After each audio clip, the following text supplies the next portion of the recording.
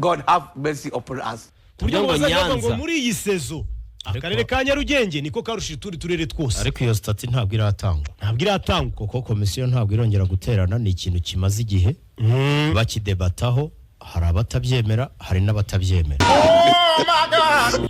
Ariko nanjye nk'abandi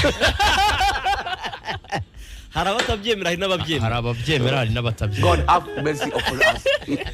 Nanjye nk'abandi mu ruhande tubyere umuntu witwa kuri Facebook ngo twahirwa. Impamvu ni iyi, ababyemera ko wahindutse